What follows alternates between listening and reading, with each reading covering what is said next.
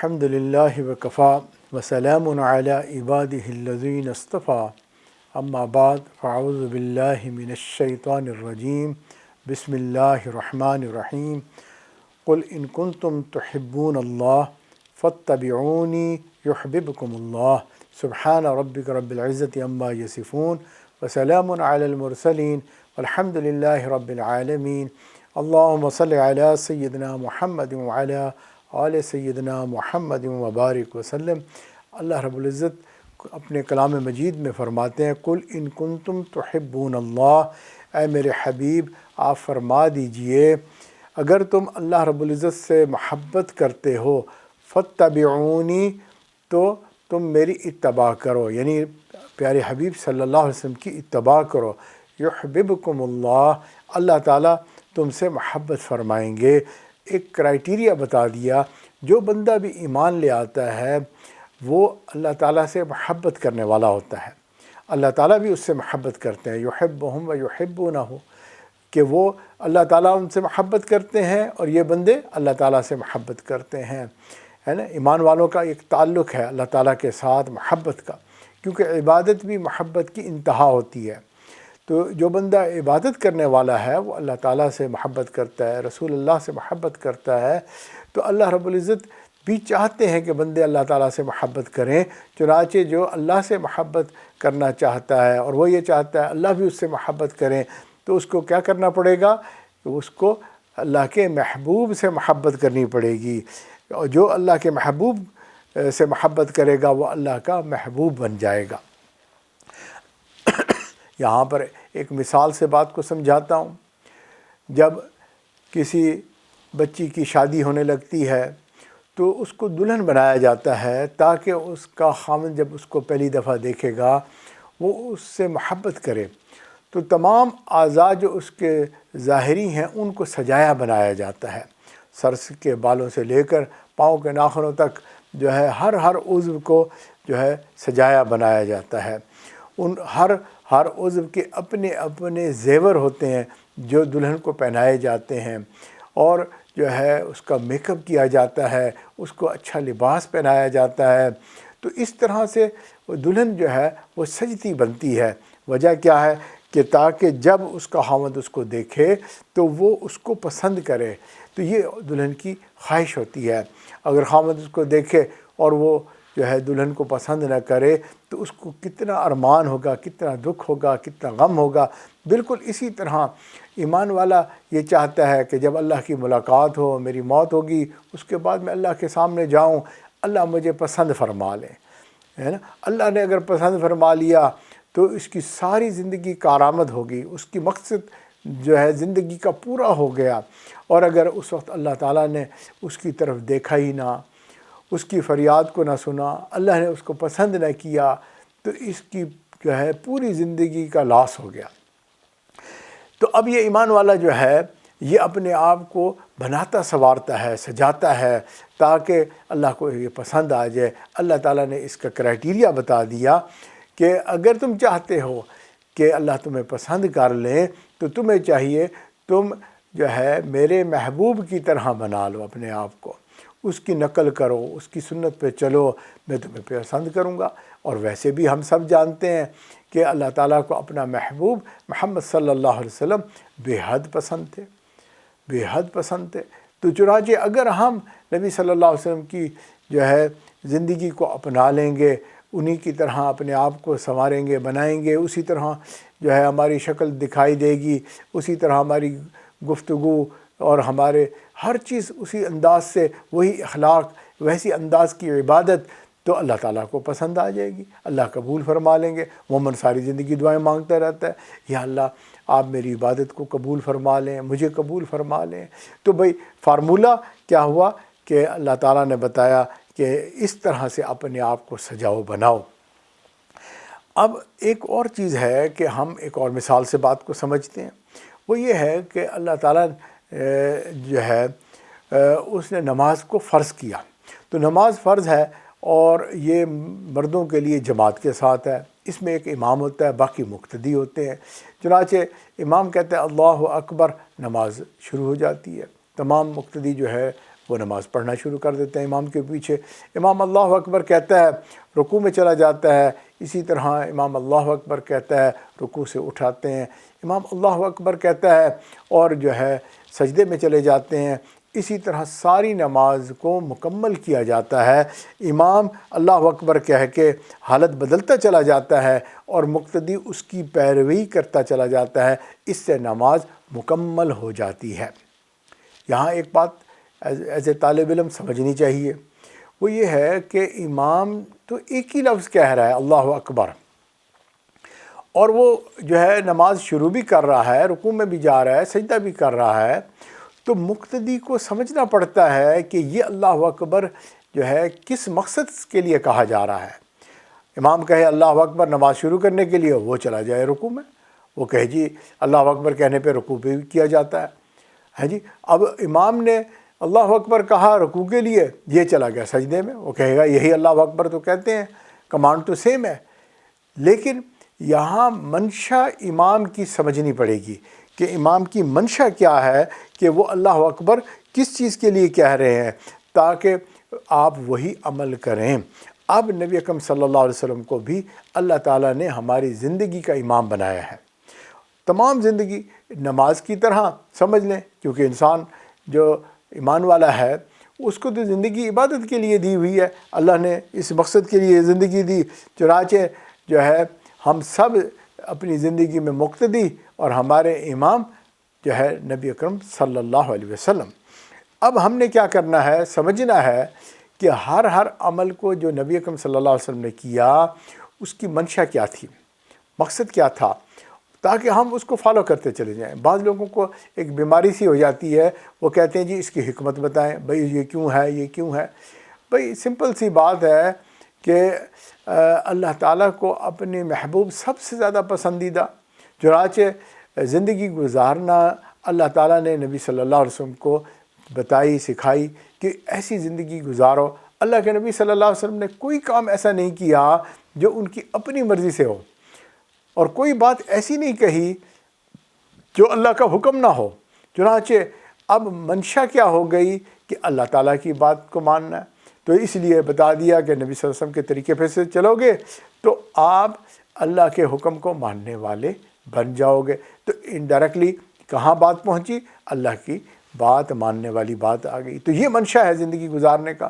اب اس میں حکمت سمجھ میں آ گئی کہ اچھا، تو نبی اکرم صلی اللہ علیہ وسلم کو اللہ تعالیٰ نے سارے بہترین طریقے بتا دیے۔ اسی کا نام دین اسلام ہے، اور اللہ تعالیٰ جو ہے دین اسلام کو پسند کرتے ہیں، یہ وے آف لائف ہے۔ چنانچہ اگر ہم اس طرح سے کرتے جائیں گے تو ہم جو ہے اپنی زندگی کو کامیاب زندگی بنا کر اس دنیا سے جائیں گے، اور آخرت میں ہم جو ہے وہ کامیاب ہو جائیں گے، اللہ کی رضا پالیں گے، ہم جہنم سے بچ جائیں گے اور جنت میں جانے والے بن جائیں گے۔ چنانچہ نبی اکرم صلی اللہ علیہ وسلم نے بھی اسی طرح صحابہ کرام کو کہا کہ تم نماز ایسے پڑھو جیسے تم مجھے پڑھتے ہوئے دیکھتے ہو۔ چنانچہ جس طرح میں قیام کرتا ہوں، رکوع کرتا ہوں، اس کو دیکھو اور اسی طرح اس کی نقل کرتے چلے جاؤ۔ چنانچہ گفتار میں، رفتار میں، کھانے پینے میں، سونے میں، اٹھنے میں، ہر معاملے میں ہم نبی اکرم صلی اللہ علیہ وسلم کی اتباع کرتے چلے جائیں گے، ہم اللہ کے محبوب بندے بن جائیں گے۔ عام زندگی میں بھی ہم نے دیکھا کچھ چیزیں ماڈل ہوتی ہیں، مثلا جو ہے ماڈل ہاؤس بنایا جاتا ہے، باقی سارے گھر جو ہے اس کے مطابق بنا دیے جاتے ہیں۔ تو اللہ رب العزت نے نبی اکرم صلی اللہ علیہ وسلم کو ایک ماڈل بنا کر اس دنیا میں بھیجا، تاکہ باقی لوگ جو ہے اس کو دیکھیں، فالو کریں، اور آپ کو بہترین زندگی کا نمونہ جیسے ہوتا ہے وہ بنا دیا۔ لَقَدْ كَانَ لَكُمْ فِي رَسُولِ اللَّهِ أُسْوَةٌ حَسَنَةٌ، تو آپ کی بہترین زندگی تھی، اللہ تعالیٰ نے ایک ماڈل بنایا، نمونہ بنایا۔ اب ہمیں اس کی اتباع کرنی ہے۔ اگلی چیز ہے جس طرح ہم اللہ تعالیٰ سے محبت کرتے ہیں، ہم نبی اکرم صلی اللہ علیہ وسلم سے محبت کرتے ہیں۔ تو یہ کلمہ پڑھنے کی جو ہے ایک شرط یہ بھی ہو گئی، اللہ اور رسول اللہ سے محبت۔ تو جب محبت ہے تو آگے جو ہے فرمایا ان المحب لما يحب مطیع، جو محب ہے وہ اپنے محبوب کا مطیع ہوتا ہے، خود بخود اس کو فالو کرتا ہے۔ محبت ہوتی ہے تو بات پھر مانی جاتی ہے۔ مثال کے طور پر چھوٹا بچہ ہوتا ہے، وہ دودھ کو دودو کہتا ہے۔ جب وہ دودو کہتا ہے، ماں باپ اس سے محبت کرتے ہیں، چنانچہ وہ بھی اس کو دودو اس کے سامنے کہنا شروع کر دیتے ہیں، حالانکہ یہ لفظ دودو نہیں ہے، یہ دودھ ہے۔ اور ماں باپ جو ہیں وہ اس بات کو جانتے ہیں کہ اصل لفظ کیا ہے، وہ جانتے ہیں کہ یہ دودھ ہے، لیکن کیونکہ وہ محبت کرتے ہیں، جس طرح بچہ ان کا جس طرح بول رہا ہوتا ہے، جو اس کے ایکشنز ہوتے ہیں، یہ ماں باپ بھی ویسی ہی باتیں کرنے لگ جاتے ہیں۔ تو محبت اس بات کا تقاضا کرتی ہے کہ ہم جو ہے وہ نبی اکرم صلی اللہ علیہ وسلم کی بات کو مانیں اور اس کو فالو کریں۔ اور اللہ تعالیٰ نے اس لیے بتا دیا کیونکہ اللہ تعالیٰ کی مثال نہیں ہے، تو اللہ تعالیٰ کو ہم فالو کیسے کریں گے؟ اللہ تعالیٰ کی وہ حاجات نہیں جو انسان کی حاجات ہیں۔ اللہ تعالیٰ کھانے پینے سے، سونے سے جو ہے مبرہ ہے، اور انسان جو ہے اس کی یہ ضروریات ہیں۔ تو چنانچہ ہمیں اللہ تعالیٰ نے ایک طریقہ بتا دیا کہ اگر تم چاہتے ہو کہ میں تم سے محبت کروں تو تمہیں چاہیے تم نبی اکرم صلی اللہ علیہ وسلم کے طریقوں پر چلو، اور میں تمہارے ساتھ محبت کرنے لگ جاؤں گا۔ ایک اور چیز بھی ہے کہ بھئی اللہ تعالیٰ کا حکم چلتا ہے جی، جس طرح وقت حکومت وقت جو ہے اس کا حکم چلتا ہے۔ چنانچہ حکومت وقت نے کچھ قانون قاعدے بنائے ہوتے ہیں، ضابطہ ہوتا ہے، لہٰذا وہ کیا کرتے ہیں، ان سٹینڈرڈز کے مطابق ان چیزوں کو جو ہے کوالیفائی اینڈ ڈسکوالیفائی کرتے ہیں۔ کہتے ہیں جی ایف ڈی اے اپرووڈ ہے، فلاں جو ہے دوائی اپرووڈ ہے، فلاں ڈس اپرووڈ ہے، کھانے پینے کی چیزیں ہوتی ہیں اپرووڈ ہوتی ہیں، اور کچھ جو ہے ان کو ڈس اپروو کر دیا جاتا ہے۔ ایکسپائری ڈیٹ لکھی جاتی ہے کہ جی فلاں ایکسپائری ڈیٹ ہے، اب اگر ایک دن اوپر ہو گیا دکاندار نہیں بیچ سکتا، جو ہے وہ ایکسپائر ہو گئی، اس کو پھینکنی پڑتی ہے۔ وہ کہ جی نہیں میں اس کو کروں گا، نہیں بھی ایسے نہیں کریں گے۔ حکومت نے اس لیے ایک قانون ضابطہ بنا دیا ہے، چنانچہ اس کو فالو کرنا پڑتا ہے۔ اللہ تعالیٰ نے بھی اسی طرح ایک ضابطہ بنا دیا کہ اگر تم قیامت کے دن کوئی اعمال لے کر آنا چاہتے ہو تو ہم اس کو دیکھیں گے کہ یہ اس کی میچنگ نبی صلی اللہ علیہ وسلم کے اعمال کے ساتھ ہے یا نہیں ہے۔ اگر وہ اس سے میچ کرتے ہوں گے تو ہم قبول کر لیں گے، ایکسیپٹڈ ہو جائے گا، اور اگر اس سے میچ نہیں کرتے ہوں گے تو پھر اس کو ریجیکٹ کر دیا جائے گا۔ اس لیے نبی اکرم صلی اللہ علیہ وسلم نے فرمایا کہ میں تمہارے درمیان دو چیزیں چھوڑ کر جا رہا ہوں، اگر تم ان پہ عمل کرتے رہو گے تو تم گمراہ نہیں ہوگے اور سیدھے راستے پر چلتے رہو گے، کامیاب ہو جاؤ گے دنیا آخرت میں۔ ایک ہے کتاب اللہ اور دوسرا ہے سنتی، نبی صلی اللہ علیہ وسلم کی سنت۔ کتاب اللہ اللہ کا پورا حکم نامہ ہے جی، وہ اللہ تعالیٰ نے بھیج دیا اور اس پہ عمل کر کے دکھایا اللہ کے نبی صلی اللہ علیہ وسلم نے۔ چنانچہ اب یہ عمل بھی موجود ہے اور حکم نامہ بھی موجود ہے۔ چنانچہ نبی اکرم صلی اللہ علیہ وسلم نے اس پر عمل کر کے دکھایا، صحابہ نے اس کو جو ہے فالو کیا۔ صحابہ کی شان تھی سمعنا واطعنا، وہ سنتے تھے، احکامات الہیہ آتے تھے وہ سنتے تھے اور فوراً تابعدار ہو جاتے تھے، جو حکم آتا تھا اس کو مانتے چلے جاتے تھے، ویسا ہی کرتے چلے جاتے تھے۔ اب اس کے حکم کو کرنے کے لیے، ماننے کے لیے ایک نمونہ چاہیے تھا، اور وہ نمونہ ان کے درمیان نبی اکرم صلی اللہ علیہ وسلم کی بابرکت شخصیت موجود تھی۔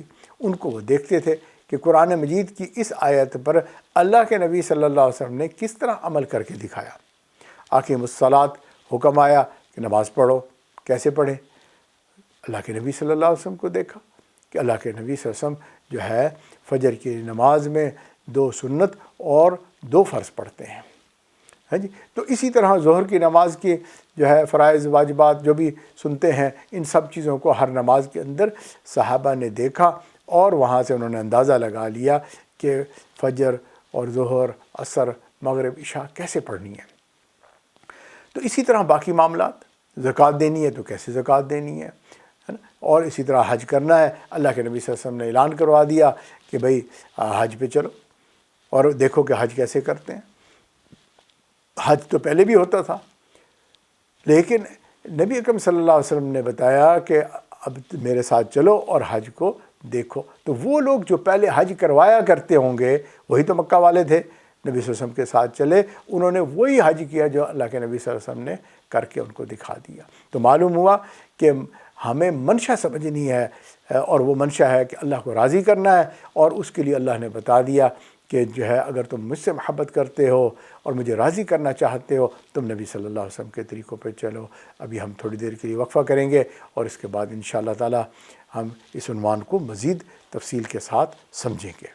بسم اللہ الرحمن الرحیم۔ میرے دوستو، بھائیو بہنوں، یہ نبی اکرم صلی اللہ علیہ وسلم کی سنت جو ہے، حضرت امام مالک رحمۃ اللہ علیہ فرمایا کرتے تھے کہ یہ سنت جو ہے کشتی نوح کی مانند ہے۔ جب طوفان آیا تو سب کچھ ڈوب گیا، سب برباد ہو گیا، الا وہ جو نوح علیہ السلام کی کشتی میں سوار ہو گئے تھے۔ بالکل اسی طرح گناہوں کا طوفان برپا ہے، اور جو ہے اس وقت بچنے کے لیے ایک ہی طریقہ ہے کہ ہم نبی اکرم صلی اللہ علیہ وسلم کی کشتی میں سوار ہو جائیں۔ اگر ہم اس میں بیٹھ گئے تو ہم زمانے کی طوفانوں سے بچ جائیں گے، زمانے کی فتنوں سے بچ جائیں گے، اور اتنا اجر پائیں گے، اتنا اجر پائیں گے کہ فرمایا کہ قرب قیامت میں جو ایک سنت کو پورا کرنے والا ہوگا اس کو 100 شہیدوں کا ثواب ملے گا۔ اب جیسے بندہ کہتا ہے میں تو آپ سے اتنی محبت کرتا ہوں کہ میں اپنی جان بھی آپ پر قربان کر دوں، تو ایک جان قربان کرے گا، لیکن نبی صلی اللہ علیہ وسلم کی سنت پہ عمل کرنے والا ایک نہیں 100 بار اپنے آپ کو قربان کرے گا۔ اب 100 بار قربانی دینا ایک سنت پر، اب سر سے لے کے پاؤں تک آپ دیکھیں، صبح سے لے کے شام تک کتنی سنتیں ہیں، تو کتنی بار جو ہے قربانیاں دینے والی بات ہو جائے گی، تو کتنا بڑا اجر اور ثواب ہے، یہ کتنا بڑی نعمت ہے، اس کو معمولی نہیں سمجھنا چاہیے۔ افسوس آج کل جو ہے لوگوں نے سنت رسول کو بہت معمولی سمجھا ہوا ہے۔ وہ کہتے ہیں do it do it, don't do it don't do it, تمہاری مرضی ہے۔ یہ مرضی نہیں ہے، یہ کلمے کیا تقاضا ہے جو ہم گواہی دیتے ہیں اللہ رسول کی، اس کا تقاضا ہے کہ ہم اپنے آپ کو جو ہے نبی صلی اللہ علیہ وسلم کا مطیع کر لیں اور اللہ کو راضی کر لیں۔ زندگی کا مقصد یہی ہے۔ حضرت جنید بغدادی رحمۃ اللہ کے پاس ایک بندہ آیا اور 10 سال ان کی خدمت میں رہا۔ 10 سال کے بعد کہنے لگا کہ حضرت مجھے اجازت دیں اور میں اب آپ کے پاس سے جانا چاہتا ہوں۔ حضرت نے پوچھا کہ بھئی تم 10 سال یہاں رہے اور آپ کیوں جانا چاہتے ہو؟ کہنے لگے جی میں تو آیا تھا کہ میں کوئی کشف کرامات دیکھوں گا، لیکن مجھے تو 10 سال میں کوئی ایسی بات انہونی نظر نہیں آئی۔ تو حضرت فرمانے لگے کہ بتاؤ کہ اتنے عرصے میں تم نے کوئی ایسی چیز دیکھی جو خلاف سنت تھی؟ تو کہنے لگے نہیں وہ تو میں نے نہیں دیکھی۔ تو کہنے لگے کہ اس سے بڑی بات اور کیا ہو سکتی ہے کہ ایک آدمی 10 سال تک قریب رہا، خدمت کرتا رہا، اور اس نے دیکھا کہ یہ نیکی پر جمع ہوا ہے اور یہ نبی صلی اللہ علیہ وسلم کے طریقوں پہ چل رہا ہے۔ اس سے بڑی اور عزت والی بات کوئی نہیں ہو سکتی، کوئی اور کرامت کی ضرورت ہی نہیں ہے۔ تو یہ سب سے بڑی کرامت۔ حضرت امام ربانی مجدد الف ثانی رحمۃ اللہ فرماتے تھے کہ نفلی عبادت اپنی مرضی سے کرنا آسان کام ہے نا، کتنی عجیب بات کہی، اور کہا کہ اگر جو ہے نبی صلی اللہ علیہ وسلم کے طریقے پر سنت کے مطابق عمل کرنا یہ مشکل کام ہے۔ حتیٰ کہ وہ یہ فرماتے ہیں کہ اگر دوپہر کو سنت کی نیت سے قیلولہ کرنا یہ بھی جو ہے بڑا مجاہدہ ہے، اور یہ جو ہے سنت کا یہ جو ہے قیلولہ کرنا یہ ساری رات جاگ کر عبادت کرنے سے بھی افضل ہے۔ کہ اگر آدمی نفلی عبادت کرتا رہے ساری رات، اس سے بھی زیادہ افضل کیا ہے کہ بندہ جو ہے سنت کی نیت سے تھوڑی سی دیر کے لیے قیلولہ کر لے، تو یہ 1000 نفلی شب بیداریوں سے افضل ہے۔ تو یہ بات جو ہے نا صحابہ کرام سمجھ گئے تھے، ان کو یہ بات پوری طرح سمجھ میں آ گئی، لہٰذا انہوں نے اپنے ظاہر کو بھی نبی صلی اللہ علیہ وسلم کے مطابق بنا لیا اور اپنے باطن کو بھی نبی اکرم صلی اللہ علیہ وسلم کی سنتوں سے منور کر لیا۔ عاشقوں کے سردار حضرت ابوبکر صدیق رضی اللہ تعالیٰ عنہ جو ہے انہوں نے اپنی ظاہری شکل شبات کو بھی اتنا مطیع کر لیا نبی صلی اللہ علیہ وسلم کے مطابق کہ جب مکہ سے جو ہے مدینہ منورہ ہجرت کر کے نبی صلی اللہ علیہ وسلم کے ساتھ وہ جا رہے تھے اور جو ہے ایک مقام قباء کے پر وہ پہنچے تو مدینہ منورہ کے لوگ استقبال کے لیے وہاں جمع ہو گئے۔ اب مدینہ کے لوگ سمجھدار لوگ تھے اور انہوں نے دونوں کو دیکھا، ان کو سمجھ نہ آئی کیونکہ دونوں کی رفتار، دونوں کی گفتار، دونوں کا لباس، سب چیز ظاہراً ایک جیسی، بالکل فرق پتہ ہی نہیں چلتا تھا کہ دونوں میں سے کون جو ہے وہ نبی ہے اور کون امتی ہے۔ اب انہوں نے جو ہے اپنا گیس کیا اور حضرت صدیق اکبر رضی اللہ تعالیٰ عنہ کو آ کر مصافحہ کرنا شروع کر دیا، اور حضرت صدیق اکبر رضی اللہ عنہ نے بھی مصافحہ واپسی کرنا شروع کر دیا۔ اب اتنا بڑا مجمع تھا، سب لوگ آئے اور حضرت صدیق اکبر رضی اللہ تعالیٰ عنہ کو مصافحہ کرتے رہے۔ بالآخر جب یہ اس مقام پر پہنچے جہاں انہوں نے پہنچنا تھا، وہاں دونوں ساتھی جو ہے بیٹھ کے، اور تھوڑی دیر کے بعد سورج کی کرنوں نے نبی اکرم صلی اللہ علیہ وسلم کی رخساروں کا بوسہ کیا تو حضرت ابو بکر صدیق رضی اللہ عنہ کھڑے ہوئے اور اپنی چادر جو ہے وہ نبی صلی اللہ علیہ وسلم کے چہرے کے اوپر تان لی، انہوں نے سایہ کر لیا کہ آپ کی جو ہے۔ تو جب یہ انہوں نے عمل کیا تو مدینے والوں نے دیکھا کہ اوہ، ہم جس کو مصافحہ کر رہے تھے اور نبی سمجھ رہے تھے وہ تو اصل میں امتی ہیں اور نبی تو ان کے ساتھ ہی تھے۔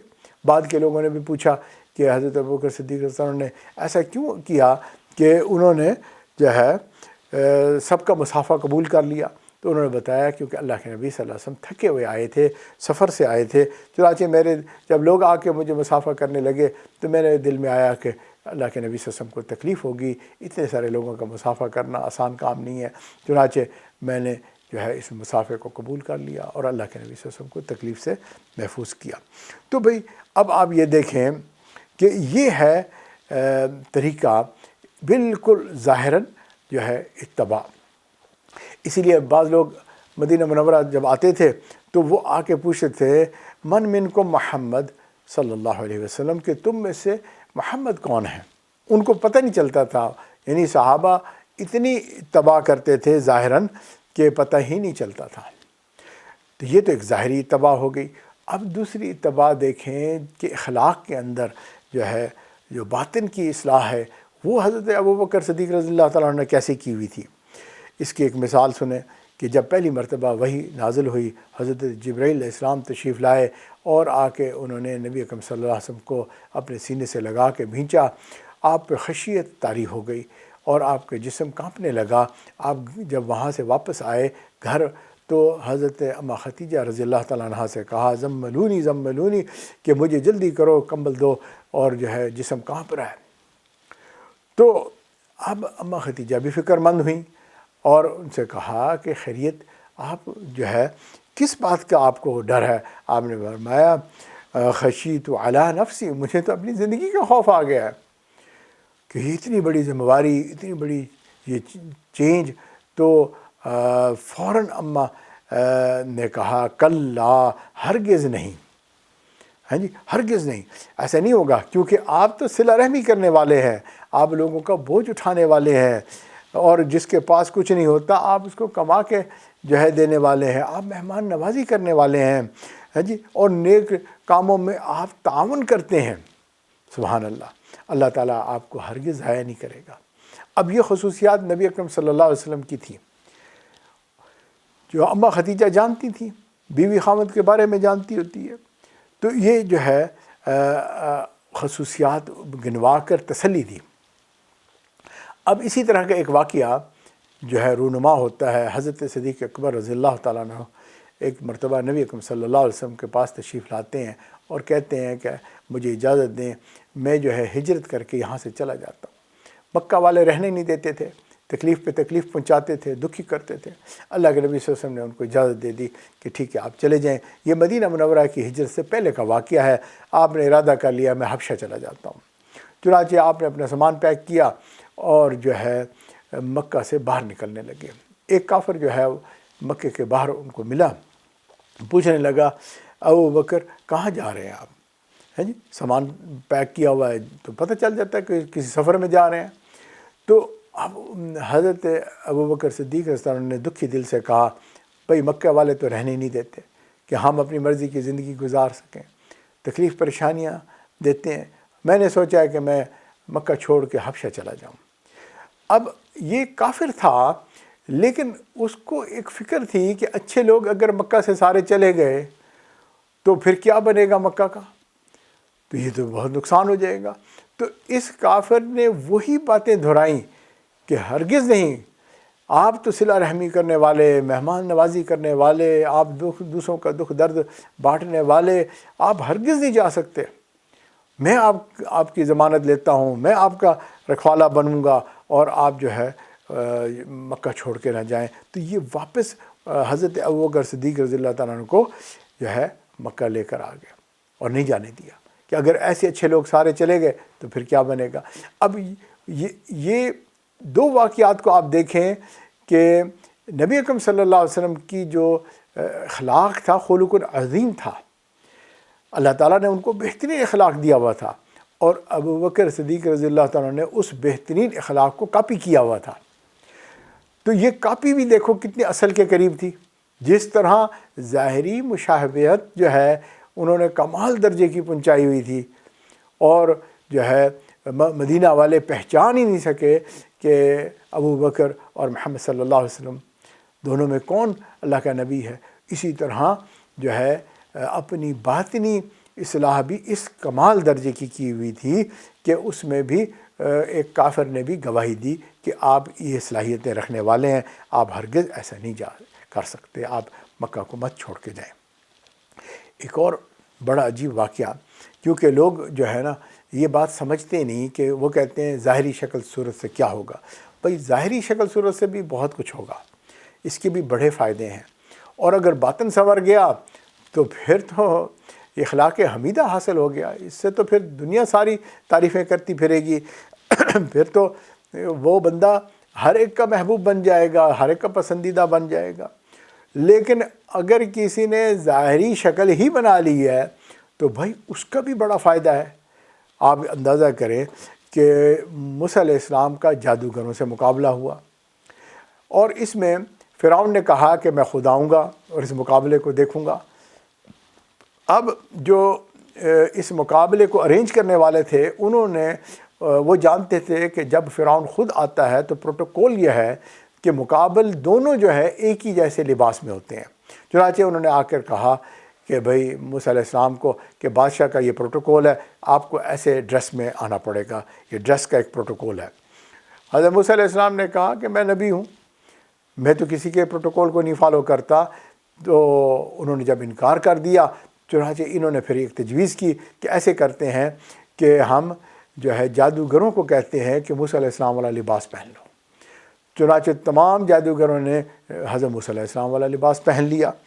اب جو ہے مقابلہ ہوا، اور مقابلے کا اخیر یہ ہوا کہ جادوگروں نے جو ہے سمجھ لیا کہ موسیٰ علیہ السلام جادوگر نہیں ہیں، یہ واقعی اللہ کا نبی ہے، اور جس طرح ان کا اژدہا ہمارے سانپ کھا گیا ہے تو یہ تو عام سی بات نہیں ہے، جادوگری نہیں ہے۔ چنانچہ وہ مان گئے اور انہوں نے کہا کہ موسیٰ علیہ السلام کو ہم نبی مانتے ہیں۔ فرعون بڑا غصے میں آیا اور ناراض ہوا کہ تم نے ایسا کیوں کیا، میں تمہیں سزا دوں گا۔ تو انہوں نے کہا تم اب جو مرضی کرو، ہم تو موسیٰ علیہ السلام کو اور موسیٰ علیہ السلام کے رب کو مان چکے ہیں۔ اب موسیٰ علیہ السلام کو بڑی حیرت ہوئی کہ اللہ تعالیٰ نے مجھے کہا کہ اذهب الى فرعون انه طغى، یعنی فرعون کے پاس جاؤ، اور میں امید کرتا تھا کہ اللہ اس کو ہدایت دینا چاہتے ہیں، اس لیے تو ایک نبی کو بھیج رہے ہیں، اور یہاں فرعون نے تو ہدایت حاصل نہ کی، اور جو ہے جادوگر جو آئے تھے وہ سارے کے سارے ایمان لے آئے۔ تو موسیٰ علیہ السلام کلیم اللہ تھے، انہوں نے اللہ سے پوچھا، اللہ نے فرمایا موسیٰ علیہ السلام جب انہوں نے آپ کو ظاہراً اتباع کر لی تھی، آپ جیسا لباس پہن لیا تھا، ظاہری مشابہت کی وجہ سے اللہ نے ان کو ہدایت عطا فرما دی۔ آپ اندازہ کریں اگر کوئی بندہ بس جھوٹا موٹا ظاہراً ہی نیکوں والی شکل بنا لے گا اور اللہ سے دعا مانگتا رہے گا، یا اللہ میں نے ظاہراً شکل بنا لی ہے، اب آپ مجھے سچ مچ بھی نیک بنا دیں، اللہ تعالیٰ ترس کھائیں گے اور اس بندے کو نیک بنا دیں گے۔ عین ممکن ہے جی، تو اللہ اس کے باطن کو بھی سنوار دیں گے۔ کئی لوگ جو ہے وہ چاہتے ہیں پہلے باطن بنے گا پھر ہم ظاہر کو بنائیں گے، حالانکہ ترتیب یہ نہیں ہے، پہلے ظاہر بنے گا پھر باطن کو اللہ تعالیٰ سنوار دیں گے۔ آئیے تھوڑی سی دیر کے لیے وقفہ کرتے ہیں اور اس کے بعد ہم جو ہے اس مضمون یعنی اتباع سنت کی اہمیت کو مزید اجاگر کرتے ہیں۔ اللہ ہمارا سننا کہنا قبول فرمائے۔ بسم اللہ الرحمن الرحیم۔ ایک بوڑھی عورت تھی، ایک چھوٹے سے بچے کے ساتھ وہ بڑی محبت کرتی تھی۔ یہ بچہ مدرسہ جاتا تھا اور جب واپس آنے لگتا تو یہ بوڑھی عورت جو ہے اس کا انتظار کرتی اور اس کو اپنے پاس گھر میں بلا لیتی، اس کو پیار کرتی، اس کو کھانا کھلاتی اور جو ہے اس سے باتیں کرتی، اور اس طرح سے اس کا ایک معمول بن گیا کہ وہ اکثر اس بچے کو جو ہے اپنے پاس بلا کر پیار محبت دیتی۔ اور جو ہے جب وہ اس بچے کو پیار کرتی تو اس کے آنسو بھی آتے، خوش بھی ہوتی۔ ایک مرتبہ بچے نے اس بوڑھی عورت سے پوچھا کہ اماں آپ مجھے کیوں اتنا پیار کرتی ہیں؟ اب یہ بوڑھی عورت رونے لگی، کہنے لگی بیٹا سچی بات تو یہ ہے کہ میرا ایک بیٹا تھا اور اس کی شکل تمہارے ساتھ بڑی ملتی تھی، اور وہ تمہاری طرح اسی طرح پڑھتا تھا، اور وہ فوت ہو گیا، اور جب میں تمہیں دیکھتی ہوں تو مجھے اپنا بیٹا یاد آ جاتا ہے، چنانچہ میں تمہیں اپنے پاس بلا لیتی ہوں، اور جب تم جانے لگتے ہو میں تم سے وعدہ بھی لیتی ہوں کہ بیٹا پھر آؤ گے، تو تمہیں دیکھ کر مجھے اپنا بیٹا یاد آتا ہے، میں اس لیے تمہارے ساتھ پیار کرتی ہوں۔ حقیقت تو یہ ہے کہ بھئی ہم سب جانتے ہیں ہم محبت کرنے کے لائق نہیں ہیں، ہمارے کرتوت ہم خود جانتے ہیں اور اللہ تعالیٰ تو خوب جانتے ہیں، لیکن اگر ہم جو ہے اللہ کے محبوب کی سنت پہ عمل کریں گے تو اللہ تعالیٰ ہمارے پر رحم کر دیں گے، ہمارے پر ترس کھائیں گے۔ بالکل اسی طرح اگر جو ہے کسی ماں کو کہا جائے کہ تم اپنے بیٹے کے فوٹو کو جلا دو تو وہ کہے گی ہرگز نہیں، میں نہیں کر سکتی، بہت مشکل بات ہے کہ میں اپنے بیٹے کے تصویروں کو جلا دوں۔ وجہ کیا ہے؟ میری محبت ہے۔ تو بھئی ہم بھی یہی امید کرتے ہیں کہ ظاہری ہم نے شکل بنا لی اور اس ظاہری شکل کی وجہ سے اللہ تعالیٰ ہمیں جہنم میں نہیں ڈالیں گے، ترس کھا لیں گے کہ بھئی تھے تو نکمے سے لیکن انہوں نے شکل بنا لی تھی اور جو ہے میرے حبیب کی تباہ کرتے تھے، اور اصل تو نہیں ہے، نقلی پروڈکٹ لے کر آئے ہیں، تو ان کو جہنم میں جو ہے اللہ نہیں ڈالیں گے۔ تو یہ ایک بہرحال ہماری ایک امید ہے کہ اللہ مہربانی فرما دیں گے۔ اس لیے جو ہے ہمیں نبی صلی اللہ علیہ وسلم کے طریقوں پہ چلنا چاہیے۔ غیروں کے کہنے پہ آ جاتے ہیں، بھئی فلاں کیا کہے گا، عزیز رشتہ دار کیا کہیں گے، اور جو ہے اس وجہ سے ہم نبی صلی اللہ علیہ وسلم کے طریقوں کو چھوڑ دیں، ہے جی۔ بعض اوقات غیر مسلموں کے گھیرے میں بیٹھے ہوتے ہیں، جاب پر ہوتے ہیں، اب جی نبی وہ جو ہے یہ لوگ کیا کہیں گے۔ بہت سارے لوگ ہیں اس لیے سنت پہ عمل نہیں کرتے کہ بھئی ہم تو ایسی جگہ پہ رہتے ہیں تو لوگ کیا کہیں گے۔ یہ سوچو کہ اللہ تعالیٰ کیا کہیں گے جب ہم اللہ کے سامنے جائیں گے، پھر ہمارا کیا ہوگا، ہے جی۔ بعض لوگ کہتے ہیں یہ جو ایسی شکلیں بنا کے رہتے ہیں یہ تو کوئی آثار قدیمہ نظر آتے ہیں، پرانے زمانے کے، وہ گزرے ہوئے لوگ۔ بھئی آپ بتاؤ کہ دین اسلام تو اللہ تعالیٰ نے پسند فرمایا، ان الدین عند اللہ الاسلام، اللہ کا پسندیدہ وے آف لائف ہے جی۔ اس کا ظاہر باطن اگر اللہ کی پسند کے مطابق بنائیں گے تو لوگ بھلے کہتے رہیں کہ آثار قدیمہ ہیں اور یہ ایسے ہیں ویسے ہیں، تو بھئی ہمیں اس سے کیا فرق پڑتا ہے؟ ہمیں تو یہ دیکھنا چاہیے کہ اللہ تعالیٰ کو کیا پسند ہے، بس اتنی بات ہمارے لیے بہت کافی ہو جائے گی کہ اللہ کو راضی کرنے کے لیے ہم نے نبی صلی اللہ علیہ وسلم کا طریقہ اپنا لیا اور جو ہے اس سے زندگی جو ہے سنور گئی۔ حضرت عبداللہ بن مبارک رحمۃ اللہ علیہ کے بارے میں حضرت سلیمان بن یسار رحمہ اللہ فرمایا کرتے تھے، میں نے ان کی زندگی کو بغور مطالعہ کیا اور میں نے یہ دیکھا کہ ان کی زندگی ہو بہو سنت کے مطابق اور صحابہ کے انداز کے مطابق ایسی کلوز تھی صحابہ کے کہ پہچاننا مشکل کہ صحابی ہے یا تابعی ہے نا۔ تو صرف اتنا فرق کہ یہ صحابی نہیں تھے، یہ تابعی تھے، ورنہ ان کی ساری زندگی جو ہے وہ ایسی مطیع تھی، صحابہ کے ساتھ انہوں نے وقت گزارا تھا، تو انہی جیسا انہوں نے پورا انداز اختیار کر لیا تھا۔ تو اسی طرح جنریشن آفٹر جنریشن چلتا آیا۔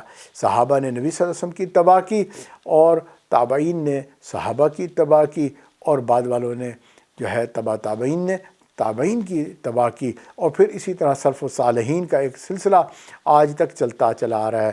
نیک لوگ آج بھی پوری دنیا میں موجود ہیں، نیک لوگ ختم نہیں ہوئے، مایوس ہونے کی ضرورت نہیں ہے۔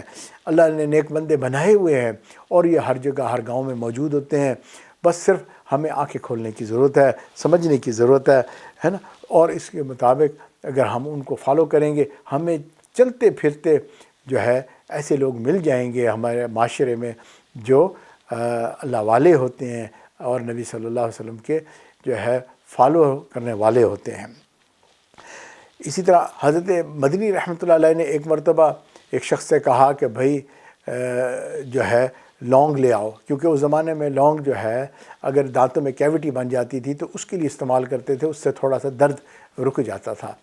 تو وہ اللہ کا بندہ جو ہے 4 لونگ لے کر آیا، تو حضرت مدنی کہنے لگے دیکھو صوفی صافی بنا پھرتا ہے، اس کو اتنا بھی نہیں پتہ کہ اللہ تعالیٰ 3 کو پسند کرتے ہیں، اور یہ 4 لے کر آیا۔ یعنی آپ اندازہ کریں کہ اتنی چھوٹی چھوٹی لیول پر بھی جو ہے اس طرح سے اتباع کی جاتی ہے۔ تو ایسے بندے دنیا میں موجود ہیں جو ہر چھوٹی چھوٹی بات پہ صبح جب کیسے اٹھنا چاہیے، باتھ روم کیسے جانا چاہیے، کھانا کیسے کھانا چاہیے، اور اسی طرح تمام مسنون دعائیں کیسے پڑھنی چاہیے، عبادت کرتے ہوئے کیسے ذوق اور شوق سے کھڑا ہونا چاہیے، نبی صلی اللہ علیہ وسلم کے طریقہ کیا تھا، ہر بات۔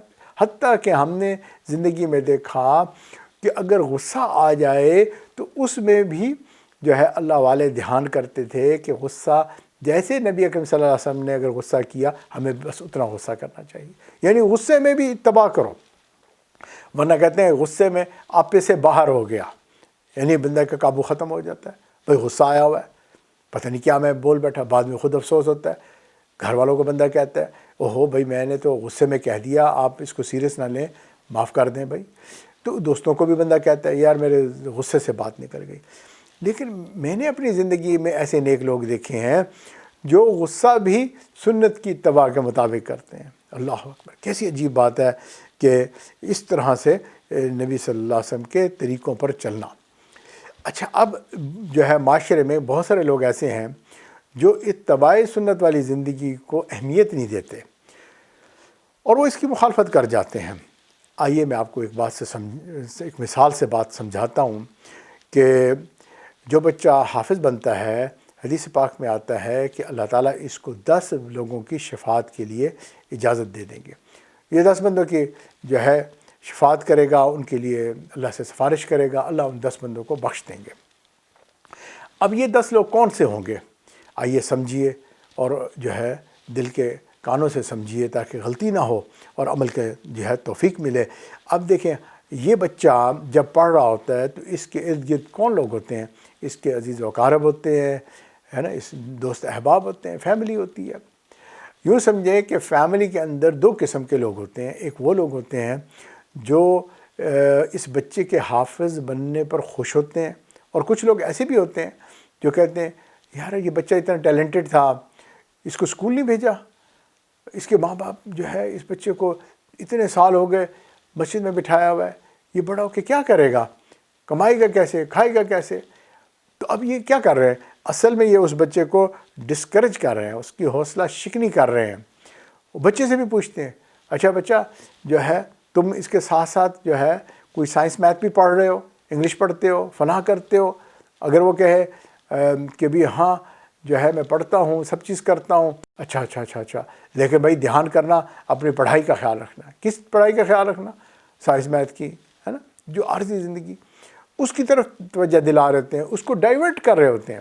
اس کے مقابلے میں ایسے جو ہے رشتہ دار بھی ہوتے ہیں جو بچے کے حافظ بننے پہ خوش ہوتے ہیں۔ ماں باپ کو بھی وہ سپورٹ کرتے ہیں کہ آپ نے بہت اچھا کیا، آپ اپنے بچے کو حافظ قرآن بنا رہے ہیں، یہ بچہ دیکھو کتنا نیک ہے۔ بچہ اس کو بھی پیار کرتے ہیں کہ بچہ تو بہت اچھا لگ رہا ہے، اچھا ہمیں تھوڑا سا بیٹا قرآن سنا دو۔ وہ بچہ قرآن پڑھتا ہے، کوئی انعام اس کو نکال کے دیتا ہے، کوئی ویسے شابش کہہ دیتا ہے، بچہ سمجھتا ہے کہ یہ تو بڑی اہم بات ہے، کرنے والا کام ہے، اس کو کوئی پیار کر دیتا ہے، سر پہ ہاتھ پھیر دیتا ہے، کوئی کہتا ہے بھائی ہمارے لیے بھی دعا کرنا۔ بعض لوگ یہ بھی کہتے ہیں اچھا بھائی تم نے جن لوگوں کی بخشش کے لیے دعا کرنی ہے ہمارے لیے بھی کر دینا، ہمیں بھی ان لوگوں میں شامل کر دینا۔ تو یہ ساری موٹیویشن جو کر رہے ہوتے ہیں تو کیا ہوتا ہے کہ قیامت کے دن یہی لوگ ہوتے ہیں جن کو بچہ پسند کرے گا اور ان کی شفاعت کرے گا، ان کی سفارش کرے گا اللہ تعالیٰ سے، یہ ان 10 بندوں میں شامل ہو جاتے ہیں۔ تو بھئی اسی طرح جو ہے معاشرے میں بھی 2 طرح کے لوگ ہوتے ہیں۔ ایک وہ لوگ ہوتے ہیں جو سنت کی اہمیت کو سمجھتے ہیں، اور کچھ لوگ ایسے ہوتے ہیں وہ سنت کی اہمیت کو نہیں سمجھتے ہیں، حالانکہ قریبی رشتہ دار ہوتے ہیں، جی اپنے ہی دوست احباب ہوتے ہیں، اور وہ اتباع سنت جو ہے اس کو ڈسکریج کرتے ہیں کہ یہ کیا آپ نے شکل بنا لی، آپ اچھے بھی نہیں لگ رہے۔ ماں کہتی ہے بیٹا تیری شادی کیسے ہوگی، بیوی کہتی ہے مجھے تو آپ کا چہرہ نہیں اچھا لگتا ہے، جی ایسی ڈسکریجنگ باتیں کر رہے ہوتے ہیں۔ بس آپ تو ہر چیز میں بس جو ہے نا ایک ہی بات کرتے ہیں، ایسے کرو ایسے کرو، پابندیاں بہت لگاتے ہیں آپ، ہے نا۔ تو اس طرح سے یہ ڈسکریجمنٹ ہے۔